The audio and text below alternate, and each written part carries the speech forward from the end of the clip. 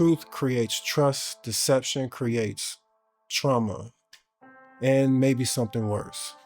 Sex can transition from male to female or female to male. When and why?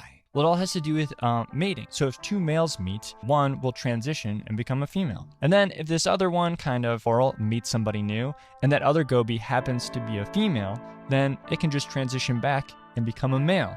They can do this over the course of their life, kind of like again and again and again. So it's all for mating purposes. Reproduction is the root of our existence and everything else that breathes and lives. It's unfortunate I have to say this, but male and female exist for a reason. It's 101. So people that say that there are other species that turn their sex into something else is not true, and that defies the law of logic. They can change into that other thing for population, protection, or reproduction. That is it. They never do it for identity purposes. No creature, no species on this earth transitions into something based off of identity. Without this binary, no human survives. The turtles, birds, insects. Transgenderism doesn't ignore biology. It works around it. It's fine for individual comfort. But when society starts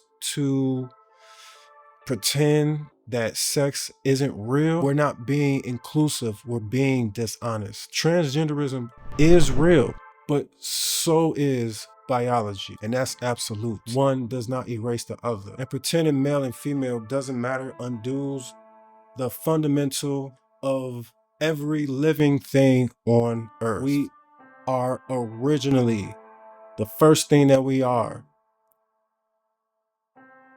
is sex. That's the first thing that we know that we are. So if you negate the first thing that we are, then that means something has to be wrong. If you feel that your hand doesn't belong, that was not the first thing. Eyes, nose, disabilities, or whatever, none of those things mean anything. The first thing was sex.